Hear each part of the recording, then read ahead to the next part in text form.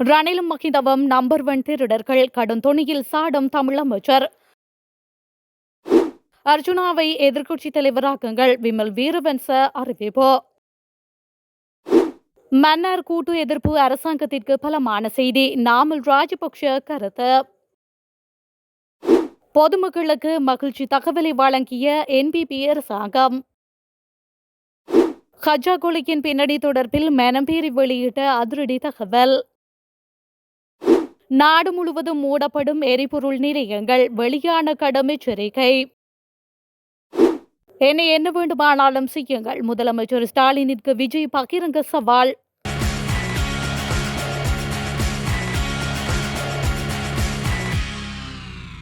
ரணிலும் மஹிந்தவும் number 1 திருடர்கள் என கடற்தொழில் நீரியல் மற்றும் கடல் வளங்கள் அமைச்சர் ராமலிங்கம் சந்திரசேகர் குற்றம் சாட்டியுள்ளார். யாழ்ப்பாணம் விசேட பொருளாதார மத்திய நிலையத்தின் மீளாரம்பிப்பு நிகழ்வு மட்டுவில் இன்று கடற்தொழில் நீரியல் மற்றும் கடல் வளங்கள் அமைச்சர் ராமலிங்கம் சந்திரசேகர் தலைமையில் நடைபெற்றது.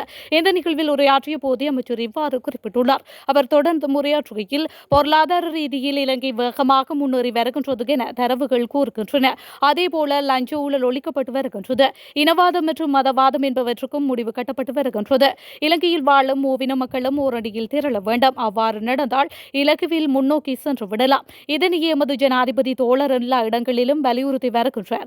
எனவே இந்த இனவாதம் என்ற பிசாசுக்கு எமது நாட்டில் நிரந்தரமாக முடிவு கட்ட வேண்டும்.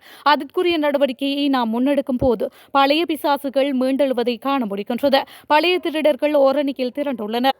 அதிகாரத்திற்காக சதி மற்றும் சூழ்ச்சிகளை செய்ய முடியுமா என்பது பற்றி ஆராய்கின்றனர். இனவாதத்தை தூண்டியேனும் தமது இருப்பை தக்க வைத்துக் கொள்ள முடியுமா என்பது பற்றியும் கதைக்கின்றனர். இது பற்றிய ரணிலும் மஹிந்தவும் அவரது வீட்டில் மந்திராலோசனை செய்கின்றனர். ரணிலும் மஹிந்தவும் நம்பர் 1 திருடர்கள். கடந்த காலங்களில் மத்திய வங்கியில் கொள்ளையடித்தவர்கள் தான் ரணில். இந்த நாட்டில் போதைப்பொருள் வியாபாரிகளை பாதுகாத்தவர் தான் ராஜபக்ஷ. எனவே இவர்களிடமிருந்து நாட்டை பாதுகாத்துக் கொள்ள வேண்டும். அப்போதுதான் நமது பிள்ளைகளின் எதிர்காலம் பாதுகாக்கப்படும் என்று அமைச்சர் ராமலிங்கம் சந்திரசேகர் மேலும் தெரிவித்துள்ளார்.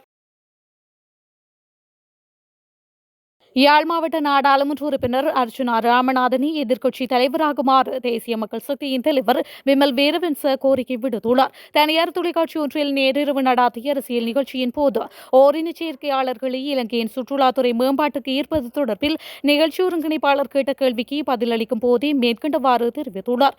இது தொடர்பில் அவர் மேலும் தெரிவிக்கையில் நாட்டின் பொது பிரச்சினையை பேசுபவர் எந்த இனத்தை சேர்ந்தவராக இருக்கின்றார் என்று பார்க்க வேண்டிய அவசியமில்லை. எனவே நாடாளுமன்ற உறுப்பினர் அர்ஜுனா ராமநாதன் எல்லாவித பொது பிரச்சினைகளையும் பேசுவதால் அவரை எதிர்க்கட்சி தலைவராக்குங்கள் என அவர் மேலும் தெரிவித்துள்ளார். தற்பொழுது நாட்டின் எதிர்க்கட்சி தலைவராக சஜித் பிரேமதாச உள்ளமைக்கும் குறிப்பிடத்தக்கது. மன்னார் காற்றாலை மற்றும் மணல் அகழ்வு திட்டங்களுக்கு எதிராக மக்கள் வெளிப்படுத்தும் கூட்டு எதிர்ப்பு அரசாங்கத்திற்கு பலமான செய்தி என நாடாளுமன்ற உறுப்பினர் நாமல் ராஜபக்ஷ தெரிவித்துள்ளார். தமது எக்ஸ் தளத்தில் இதனை குறிப்பிட்டுள்ள அவர் திட்டங்களை முன்னெடுக்கும் முன் மக்கள் பிரதிநிதிகள் மற்றும் மதகுருமார்களுடன் கலந்துரையாட வேண்டும் என்றும் தெரிவித்துள்ளார். ஜனாதிபதியின் செயலாளரால் இவ்வாணையை புறக்கணித்து செயற்பட வழங்கப்பட்ட உத்தரவு மக்களின் விருப்பத்தை நேரடியாக மீறுவதாகும் என அவர் சுட்டிக்காட்டியுள்ளார். அமைதியான போராட்டக்காரர்களை போலீசார் துன்புறுத்தியது கண்டிக்கத்தக்கது என்றும் நாமல் தெரிவித்துள்ளார். அரசாங்கம் உடனடியாக மக்களுடன் நேரடி தொடர்பில் இருந்து திட்டங்கள் குறித்து உண்மையான தகவல்களை வழங்க வேண்டும். தவறான தகவல்களை பரப்புவதை தடுக்க வேண்டும் என்றும் அவர் வலியுறுத்தியுள்ளார். தேசிய மக்கள் சக்தி எதிர்க்கட்சியில் இருந்தபோது வெளிநாட்டு முதலீடுகளை விரட்டினர். எனினும் தற்பொழுது ஆட்சியில் இருக்கும் தேசிய மக்கள் சக்தி அரசாங்கம் முன்னெடுக்கும் அபிவிருத்தியை ஆதரிப்பதாகவும் ஆனால் அது மக்களை துன்புறுத்தும் வகையில் இருக்கக்கூடாது என்றும் நாமல் ராஜபக்ஷ வலியுறுத்தியுள்ளார். அரசாங்கத்தின் சகல துறைகளிலும் வருமானம் அதிகரித்துள்ளதால் பொதுமக்களுக்கு சலுகைகள் நிவாரணங்களை வழங்கும் சூழல் ஏற்பட்டுள்ளதாக அமைச்சர் சுனில் ஹிந்துநேத்தி குறிப்பிட்டுள்ளார். கொழும்பில் நடைபெற்ற நிகழ்வு ஒன்றின் பின்னர் ஊடகங்களுக்கு கருத்து வெளியிடும் போதே அவர் மேற்கண்டவாறு குறிப்பிட்டுள்ளார். அங்கு அவர் தொடர்ந்தும் கருத்து வெளியிடுகையில் தற்போதைய அரசாங்கத்தின் சகல துறைகளிலும் எதிர்பார்த்ததை விட அதிகளவு வருமானம் ஈட்டப்பட்டுள்ளது. அதன் காரணமாக இனியும் வரிகளை விதிக்கவோ அதிகரிக்கவோ தேவையில்லை.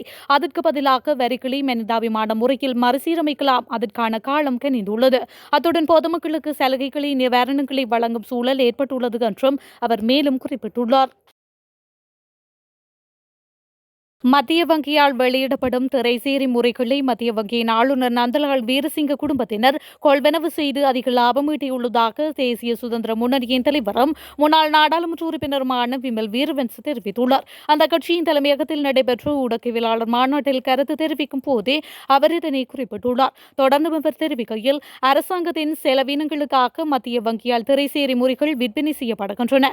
இவை குறுகிய கால முதலீடுகளாகும். மத்திய வங்கி ஆளுநரினால் வட்டியும் தீர்மானிக்கப்பட்டு அவரினால் வெளியிடப்படும் திரைசேரி முறைகளை அவரே கொள்வனவும் செய்துள்ளார். அதுவும் அவர்களின் குடும்ப உறுப்பினர்களே கொள்வனவு செய்துள்ளனர். மத்திய வங்கியை சுயாதீன நிறுவனமாக மாற்றி சம்பளத்தையும் தங்களுக்கு ஏற்றவாறு அதிகரித்துக் கொண்டு திரைசேரி முறைகளிலும் லாபம் ஈட்டுகின்றனர். 2022-5-4, 2024-6-27, 2025-3-18, 2025-8-1 ஆகிய திகதிகளில் கொள்வனவு செய்யப்பட்டுள்ளன. இவை அனைத்தும் பொருளாதார நெருக்கடியின் பின்னரே பெறப்பட்டுள்ளது. நெருக்கடியில் இவர்கள் முன்னேற பார்த்துள்ளனர். இதுவும் நிதி மோசடிதானே. நாடாளுமன்றத்தில் இருப்போர் இது தொடர்பில் கதைப்பதில்லை. பொருளாதார வீழ்ச்சியை கண்டுள்ள நாட்டில் இவ்வாறான நிலைமை அனுமதிக்க முடியாது. இவ்வாறு சென்றால் 2027 ஆண்டு ஏப்ரல் மாதத்தில் மீண்டும் பொருளாதார நெருக்கடியை எதிர்நோக்க வேண்டி வரும் என்று விமல் வீரவன்ச மேலும் தெரிவித்துள்ளார். தற்பொழுது போலீஸ் தடுப்பு காவலில் வைக்கப்பட்டுள்ள பாதாள உலக கும்பலை சேர்ந்த கெஹல்பத்தர பத்மே என்பவருக்கு சொந்தமான துப்பாக்கியை வைத்திருந்த 2 சந்தேக நபர்கள் குற்றப்புலனாய்வு திணைக்கள அதிகாரிகளால் கைது செய்யப்பட்டுள்ளனர். கைது செய்யப்பட்டவர்கள் ஜாயல வெலிகம்பிட்டிய பிரதேசத்தில் வசிக்கும் 24 முதல் 38 வயதிற்குட்பட்டவர்கள் ஆவர்.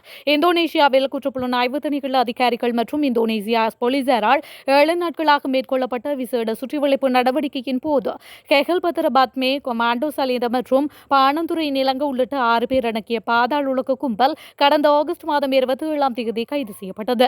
இவ்வாறு கைது செய்யப்பட்ட பாதாள உலக கும்பலில் இருந்த பெக்கோசமனின் மனைவி ஆகஸ்ட் 29ஆம் தேதி கட்டுநாயக்க விமான நிலையத்திற்கு அனுப்பி வைக்கப்பட்ட நிலையில் குற்றப்புலனாய்வு திணைக்கள அதிகாரிகளால் கைது செய்யப்பட்டு போலீஸ் தடுப்பு காவலில் வைக்கப்பட்டதை அடுத்து தற்பொழுது விளக்கமறியலில் வைக்கப்பட்டுள்ளார். இதனையடுத்து கெஹல்பத்ர பத்மே உள்ளிட்ட 5 பேர் கொண்ட பாதாள உலக கும்பல் ஆகஸ்ட் மாதம் 31ஆம் தேதி இலங்கைக்கு நாடு கடத்தப்பட்டதை அடுத்து அவர்கள் போலீஸ் தடுப்பு காவலில் வைக்கப்பட்டு விசாரணைக்குட்படுத்தப்பட்டு வருகின்றமையும் குறிப்பிடத்தக்கது. இந்த நிலையில் விசாரணையின் போது கெஹல்பத்ர பத்மே என்பவர் வழங்கிய வாக்குமூலத்தின் அடிப்படையில் பல சந்தேக நபர்கள் கைது செய்யப்பட்டு வருகின்றமையும் குறிப்பிடத்தக்கது. முதலமைச்சரே, உங்களுக்கு பழிவாங்கும் நோக்கம் ஏதேனும் இருக்குமாக இருந்தால் என்னை என்ன வேண்டுமானாலும் செய்யுங்கள் என தமிழக வெற்றிக் கழகத்தின் தலைவர் விஜய் பகிரங்க சவால் விடுத்துள்ளார். கரூர் கூட்ட நெரிசலில் சிக்கி பலர் உயிரிழந்த சம்பவம் தொடர்பில் தனது எக்ஸ் வலைதளத்தில் அவர் காணொலியொன்றை பதிவேற்றியுள்ளார். அந்த காணொலியில் இந்த விடயம் தெரிவிக்கப்பட்டுள்ளது. அவர் மேலும் கூறுகையில், சுமார் 5 மாவட்டங்களுக்கு நாம் பிரச்சார பணிகளுக்காக சென்றிருந்தோம். இருப்பினும் இந்த இடத்திலும் இவ்வாறானதொரு அசம்பாவிதம் இடம்பெறவில்லை. இப்படி இருக்கும்போது கரூரில் மட்டுமே இப்படி நடக்க வேண்டும். எல்லா உண்மைகளும் மக்களுக்கு தெரியும். சீக்கிரம் எல்லா உண்மைகளும் வெளிவரும். எமக்கு தரப்பட்ட இடத்திற்கு நாம் சென்று அங்கு பிரச்சாரத்தை செய்கின்றோம். அதை தாண்டி எந்த ஒரு தவறையும் நாங்கள் செய்யவில்லை. இருந்தாலும் எமது கட்சியை சேர்ந்த நிர்வாகிகள், தோழர்கள் மற்றும் சமூக ஊடகங்களை சேர்ந்த தோழர்கள் மீது FIR போடப்படுகின்றது. முதலமைச்சரே, உங்களுக்கு பழிவாங்கும் நோக்கம் ஏதேனும் இருக்குமாக இருந்தால் என்னை என்ன வேண்டுமானாலும் செய்யுங்கள். அவர்கள் மீது கை வைக்க வேண்டாம் என்று விஜய் மேலும் தெரிவித்துள்ளார். இலங்கை பெட்ரோலிய கூட்டுத்தாபனம் போதுமான தரகு கொள்கையை செலுத்தாததால் எதிர்காலத்தில் பல பெட்ரோல் நிலையங்களை மூட வேண்டியிருக்கும் என்று பெட்ரோலிய விநியோகஸ்தர்கள் சங்கம் எச்சரித்துள்ளதாக இலங்கை பெட்ரோலிய தனியார் தாங்கி உரிமையாளர்கள் சங்கத்தின் இணைச் செயலாளர் TV சாந்தக சில்வா தெரிவித்துள்ளார். தற்போதைய 1.75 வீத தரகு பணம் ஊழியர்களின் சம்பளம் மற்றும் நிலையங்களை நடாத்துவதற்கான செலவுகளை ஈடுகட்ட போதுமானதாக இல்லை என்று விநியோகஸ்தர்கள் கூறுவதாக குறிப்பிட்டுள்ளார். பெட்ரோலிய கூட்டுத்தாபனத்திடம் நிலைமையை விளக்க அவர்கள் எடுத்த முயற்சிகள் புறக்கணிக்கப்பட்டதாகவும் அவர்கள் குறிப்பிட்டுள்ளனர். இதற்கு பதிலளிக்கும் விதமாக சங்கம் ஜனாதிபதி அனுர்குமார திசாநாயக்க மற்றும் பிரதமர் ஹரணி அமரசூரிய ஆகியோருக்கு அரசாங்கத்தின் தலையீட்டை கோரி கடிதங்களை அனுப்பியுள்ளது.